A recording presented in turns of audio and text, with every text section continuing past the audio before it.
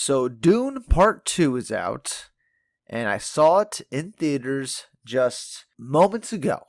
The film is sitting at a 93% on Rotten Tomatoes. Everybody loves it. Critics and audiences. It's projected to make over $700 million, almost doubling what the first movie did. And I, for the life of me, am completely lost and I cannot figure out why this movie's popular, why anybody likes Dune. The first movie was extremely boring. Damn near fell asleep in that one. And this one was not much better. There's 3 action sequences in the movie, in a nearly 3-hour movie. And, the talky bits aren't exactly interesting. They don't really talk about anything that's interesting. There's no really deep themes in the movie. It has a muted color palette. It's by a director whose name I really can't pronounce.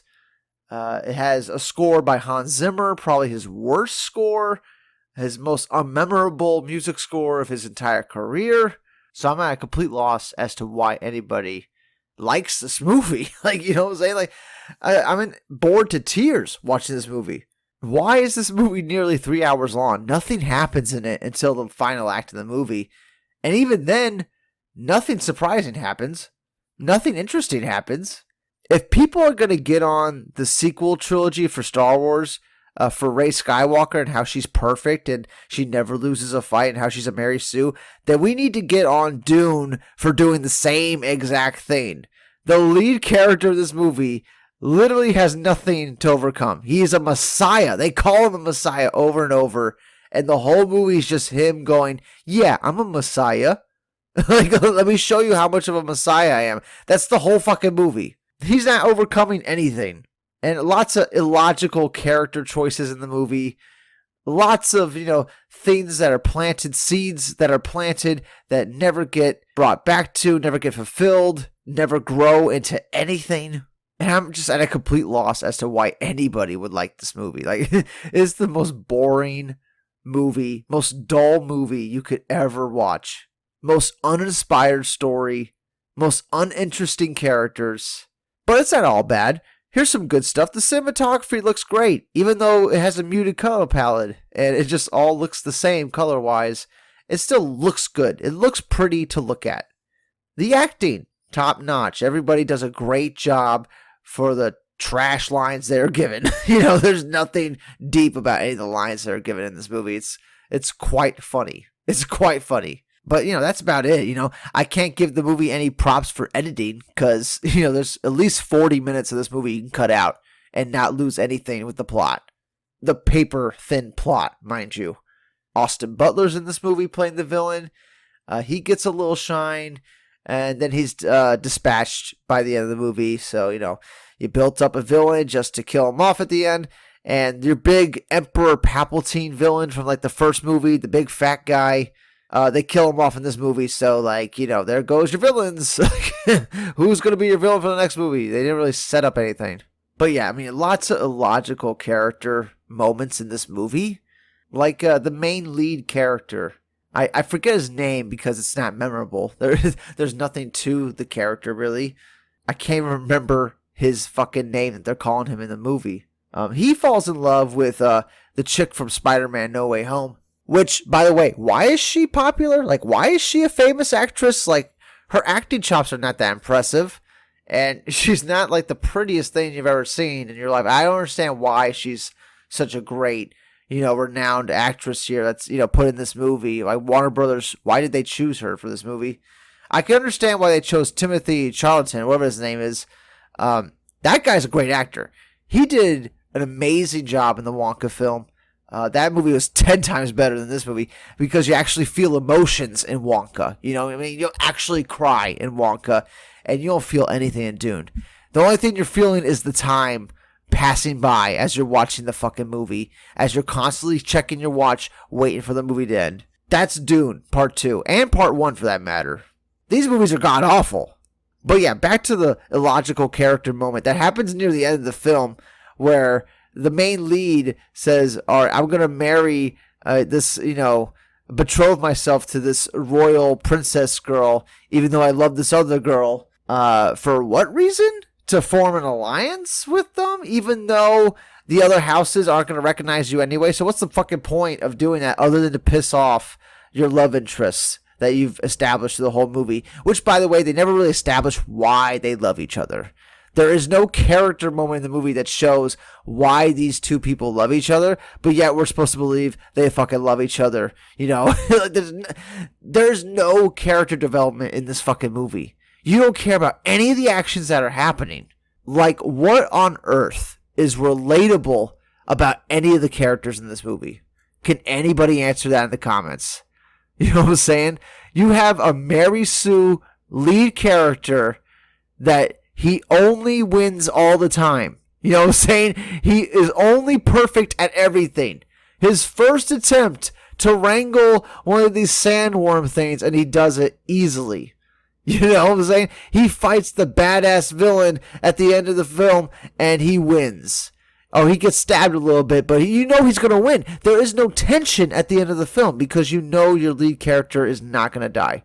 There's no chance your lead is going to die at the end of this 3-hour fucking movie after we just spent 6 hours with them. You know, from the first movie and this movie, it's almost 6 hours you're spending with this lead character. There's no way they're just going to kill him off at the end of part 2 when we know part 3 is coming. And especially after all the money this movie's going to make, they're definitely making a part 3. They might make a part 4, 5, 6, 7, 8. They might keep going forever if people keep showing up for this trash. But going back to, like, odd character decisions, you see Mary Jane, you know, from the Spider-Man movies. You see her being a complete skeptic about this religion they have in the movie, about how it's prophesizing the Messiah, who's your lead character in the movie. And after he countlessly does every trial to prove that he's the Messiah, she still doesn't buy into this prophecy. She's the only one by the end of the movie. And the final shot of the movie is on her face. You know what I'm saying? As she's by herself, as the only one who doesn't want to follow the Messiah. And it's just like, why? Like, other than you want to be different. Like, there's no reason why her character should be doing this. Other than the fact that, oh, he didn't choose me to marry him. That's really it. That's really, like, there's nothing else to it. It's so surface level. And there were so many moments in this movie where you could have had deep themes. There's a moment with a little mouse in the desert. There could have been a whole deep thing about how heroes come from, like, the most unlikely places. You know, how the Messiah, the main character of this film, is just like a desert mouse. You know what I'm saying? There's so many things they could do with that, and they plant that seed, and they show you the mouse, and they even name your lead character after the mouse, and then they never come back to it. It's like it's never mentioned again. It's completely forgotten after we have that one scene with it, and I'm like, why? Like, why? This could have been a theme over the whole movie. Like, this could have been something that pays off, but no. No, it doesn't. Like, if I was making the movie, that fucking mouse would have showed up at the beginning of the movie, in the middle of the movie, and at the end of the movie. Like, you would have seen that mouse several times. Like, definitely. None of the characters have any personality. Nothing's interesting about the characters. Nothing's relatable. You're essentially just there to watch the third act of the film, which is this big, you know, bombastic action scene followed by a hand-to-hand melee like combat fight, and that was cool. But then I'm thinking, like, they have all these nukes and they shoot a nuke towards like the enemy base at the end, but they shoot past it to like make an explosion that hurls rocks at the base. But why not just shoot the base directly? You have laser cannons that go right through these ships. The rebels, the good guys, you know, they have these rocket launchers and laser cannon things that go right through the enemy ships. So, like, why don't we just shoot right at the fucking base? Why are we shooting around them? It just didn't make any sense. And the whole scene where he rides the worm for the first time, awesome scene, but that really never comes back. You know what I'm saying? You get the final moment in the climax where you see a bunch of worms like show up and they're riding the worms into battle, and that's it. You don't see it again. You don't see the worms actually eat anybody. You don't see them really fight anybody. You just see them in the foreground. That's about it. You see them in the background, foreground. That's it. You don't actually see them do anything. And I would have thought they would have been a huge part of the movie when he first starts riding one. And like maybe we're going to get a scene where he starts to lead like a whole tribe of like sandworms. You know what I'm saying? Like they're all following the Messiah because he's riding the biggest worm. So now all the worms are following him. We could have delved into that more instead of just like these boring ass scenes where we're talking about how he's the Messiah. You know what I'm saying? Like that's the extent of this movie. No deep conversations. Oh, the throne. Who's going to take the throne? And he's the Messiah. Is he going to unite the tribes to fight against the evil empire dudes? It's like, God damn, this is boring. God damn, this movie's so uninteresting. How could anybody sit through this and like this? Yeah, I got nothing positive about this movie. I'll never watch it again.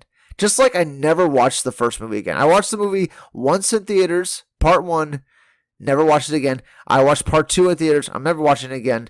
I just can't believe this is what people want. Like it's insane.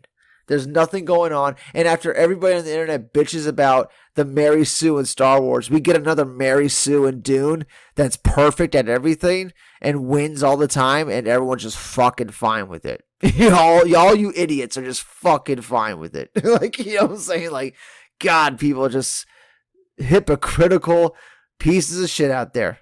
But anyway, that's all my thoughts on it. I give Dune Part 2 a 2 out of 10. And I'll see you all in the next one. Comment below. Let me know your thoughts about the movie. If you like the movie, you probably have no taste in movies in general. And I'll see you all in the next one. Bye-bye for now.